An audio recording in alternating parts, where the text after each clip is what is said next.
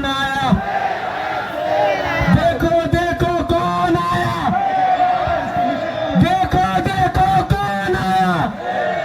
जोर से बोलिए, चिड़ैया तक आवाज आना चाहिए। देखो देखो कौन आया। भाई सरस्वती वैसी जिंदाबाद, भाई सरस्वती वैसी जिंदाबाद, राणा रणजीत भाई जिंदाबाद, ढाका के तंत्र। अस्सलाम वालेकुम व रहमतुल्लाहि व बरकातुहू। मोअज़्ज़िज़ हाज़रीन इकराम, बुजुर्गान कौम और मिल्लत, मेरी इज़्ज़तदार माँ और बहनों, मेरे भैयूर नौजवान साथियों, यहाँ पर मंच पर तशरीफ़ फरमा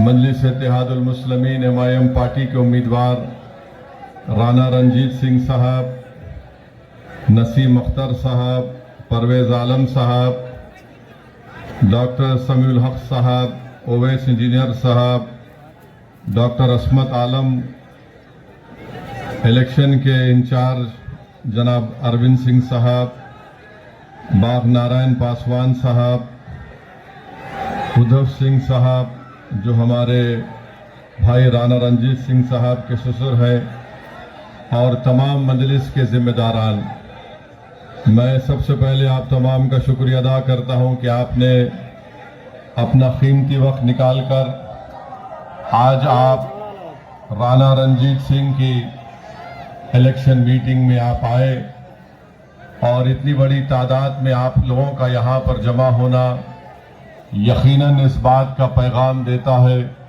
कि इंशाअल्लाह ताला ढाका की विधानसभा से यहाँ से मजलिस का परचम लहराएगा, और यहाँ पर हम एक तारीख रकम करेंगे, राणा रंजीत को आप अपना विधायक बनाकर इंशाअल्लाह ताला।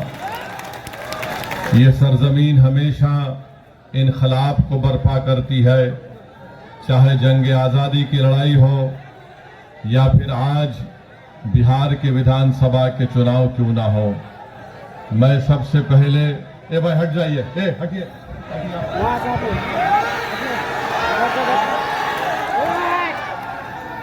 आप भी हट जाइए, बैठ जाइए उधर, बैठ जाओ भैया बैठे ना, किसी को तकलीफ ना हो, बैठो। अरे आप लोग डाइस पे खड़े आराम से, वो लोग बेचारे बैठे हैं, बैठे ना। मैं आपसे कह रहा था कि अभी हमने मौजूदा विधायक के गांव में वजीउल हक साहब को उनकी बॉब लिंचिंग की गई, और राणा रंजीत सिंह साहब ने हम तमाम के सामने खड़े होकर ये कहा कि एमआईएम पार्टी वजीउल हक साहब की कत्ल के ताल्लुक से इंसाफ चाहती है, और हम पूछना चाहते हैं मौजूदा विधायक से कि जिन मुलजिमीन को गिरफ्तार किया गया वो तमाम के तमाम आपके करीबी साथी हैं, इसलिए उनकी भी जिम्मेदारी आयद होती है कि वो वजीउल हक साहब को जो मारा गया उन लोगों को अपनी पार्टी से निष्कासित करें, निकालें, ताकि इंसाफ का एक पैगाम जा सके। दूसरी अहम बात यह है कि ढाका में हमने अभी सुना कि हमारे उम्मीदवार राणा रंजीत सिंह साहब का मैंने इनाम का ऐलान अप्रैल के महीने में किया था। आज हम अक्टूबर के आखिर में आ चुके हैं, तो मुझे उम्मीद है कि हमने आप पर एतमाद करके जो राणा रंजीत के नाम का ऐलान किया, आप लोग जरूर अपना एक एक वोट 6 तारीख को पोलिंग 11 तारीख के दिन आप राणा रंजीत के हक में पतंग छाप पर बटन दबाकर अपने इत्तेहाद का सबूत देंगे। ढाका विधानसभा में जो नेपाल से बॉर्डर लगा हुआ है, अगर आप राणा रंजीत को कामयाब करेंगे, मैं आपसे वादा कर रहा हूं कि यहां पर जो डीजल की और फर्टिलाइजर की जो स्मगलिंग होती है, इंशाअल्लाह ताला वो स्मगलिंग रोकी जाएगी, जो बीजेपी के विधायक ने नहीं रोक पाया। आप अगर 11 तारीख को पतंग छाप के निशान पर बटन दबाकर राणा रंजीत को कामयाब करेंगे, तो मैं आपसे वादा कर रहा हूं कि ढाका में जो यहां पर बस स्टैंड नहीं है, इंशाअल्लाह ताला उस बस स्टैंड को बनाया जाएगा। अगर आप 11 तारीख को राणा रंजीत को पतंग छाप के निशान पर बटन दबाकर वोट देंगे और कामयाब करेंगे, तो आप ये बात, मेरा पैगाम लेकर जाइए कि बीजेपी के विधायक के दौर में और एनडीए की हुकूमत के दौर में, नीतीश कुमार के दौर में, मोदी के दौर में जो यहां पर भ्रष्टाचार और रिश्वत को आम कर दिया गया है, अगर आप गवर्नमेंट के दफ्तर में जाते हैं, ऑफिस में जाते हैं, तो आवास योजना के लिए इतनी रिश्वत, पेंशन के लिए इतनी रिश्वत, म्यूटेशन के इतनी रिश्वत, राणा रंजीत कामयाब होगा तो इंशाअल्लाह ताला ये रिश्वत के तमाम अड्डे बंद होंगे और गरीब जनता को उसका फायदा मिलेगा। आप राणा रंजीत को ढाका से कामयाब करिए। जो डिग्री कॉलेज नहीं है, खास तौर से हमारी बेटियों की तालीम को जारी रखने के लिए राणा रंजीत वो डिग्री कॉलेज बनाएगा।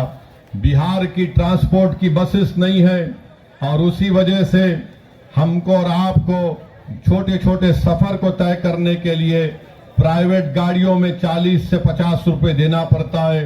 अगर विधायक होगा राणा रंजीत तो इंशाअल्लाह ताला गवर्नमेंट की बसें ढाका की रोड पर चलेंगी। जो ढाका और लोहाका में जो रोड का काम पीएमजीएसवाई में रुका हुआ है वो इंशाअल्लाह दोबारा शुरू होगा। जो ढाका और सुगौली की उस रोड पर हमेशा पानी जमा हो जाता, जिसमें मार्केट में जाने से आपको तकलीफ होती है, इंशाअल्लाह वो काम पूरा किया जाएगा। बहरवा में, हरपुर में, नाग में, नैनहा में और परसौनी में जो रोड नहीं है, ये बीजेपी के विधायक की नाकामी का एक खुला सबूत है। जो रोड नहीं बना सका और आज आकर वोट का मुतालबा ढाका की जनता से कर रहा है।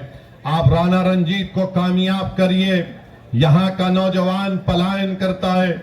मैंने खुद अपनी आंखों से देखा कि बंबई में जो लोग बैग बनाते हैं, ऐसे 25,000 ढाका के नौजवान अपनी मां और बहन और अपनी बीवियों को और अपने नौजवान बच्ची और औलाद को छोड़कर अपना पेट काटने के लिए, अपने घर में चिराग जलाने के लिए वो बच्चे मुंबई में जाकर बैग बनाते हैं। यहां पर इंडस्ट्री खोली जा सकती है, शर्त यह है कि आपके विधायक में इखलास हो, जो हुकूमत से लड़कर यहां पर इंडस्ट्री बनाए। ये काम इंशाअल्लाह ताला राणा रंजीत करेगा। ढाका का नौजवान पंजाब की खेतों में काम कर रहा है। दिल्ली में बिल्डिंगें बनती हैं तो बहैसियत एक लेबर का काम ढाका का नौजवान करता है। कौन सा डबल इंजन सरकार का काम यहां पर हुआ बताइए। ढाका में मनरेगा का काम साल में 25 दिन अगर किसी गरीब को मिल गया तो बहुत बड़ा कारनामा हो गया। और आप जानते हैं मेरे भाई कि केशरिया में ढाका ईस्ट की पंचायत में जो अस्पताल है, वहां पर एक्सरे की मशीन नहीं है, वहां पर खून का टेस्ट नहीं होता है।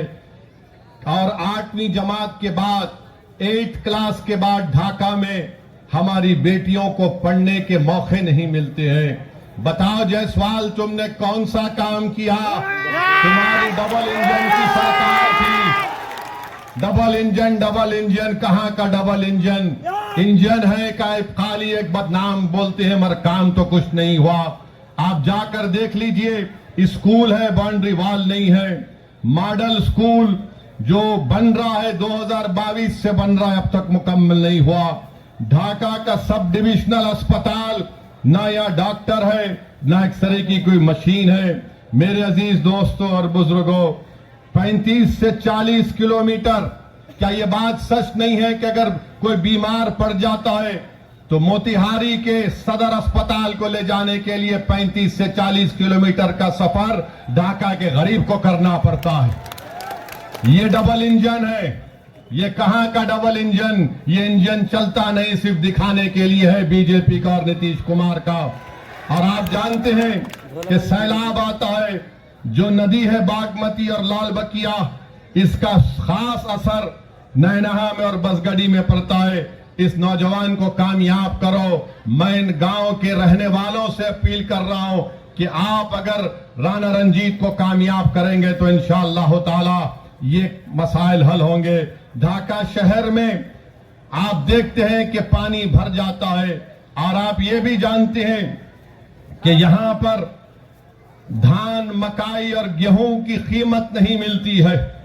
ये कैसा देश का प्रधानमंत्री है, ये कैसा बिहार का मुख्यमंत्री है जो बिहार की जनता को झूठ पे झूठ बोला जा रहा है। किसान को उसकी कीमत नहीं मिलती, ना मकाई की कीमत मिलती, ना गेहूं की मिलती, ना धान की मिलती है। आपको जरूरत है तो एक काम करने वाले विधायक की जरूरत है। सिंचाई का कोई इंतजाम नहीं है। डीजल ट्यूबवेल की वजह इस्तेमाल करने की वजह से किसान को बड़ी तकलीफ हो जाती है, उसके मुनाफे में कमी आ जाती है। क्या इस विधायक ने यहां पर किसानों के लिए कोई कोल्ड स्टोरेज का इंतजाम किया? नहीं। जोर से बोलिए, इंतजाम किया? नहीं। अल्लाह करे कि उसकी कान में आपकी नहीं की आवाज सुनाई दे दे। आप बताइए, बीजेपी और जेडीयू बार बार कहते हैं कि हमने ऐसा कर दिया। अरे ये तमाम यहां पर ढाका विधानसभा में कुछ काम नहीं हुआ, बल्कि आप देखते हैं कि एक मंसूबाबंद तरीके से ढाका विधानसभा को कमजोर कर दिया गया। तो हम उम्मीद करते हैं आपसे कि आप 11 तारीख के दिन अपने के कोर्ट का इस्तेमाल करेंगे। दूसरी तरफ एक और पार्टी है, इंडिया अलायंस, अपने आप को गठबंधन कहती है। अब गठबंधन की हकीकत यह है कि जो हमारे वीआईपी पार्टी के लोग हैं, अभी इलेक्शन शुरू नहीं हुआ तो उनके जिम्मेदार ने कह दिया कि बिहार में हमारा मल्ला समाज की आबादी 3% है और हमारा उप मुख्यमंत्री होगा। मैं आपसे पूछना चाहता हूं, अगर मल्ला समाज जो 3% की आबादी है और वो तेजस्वी के बाद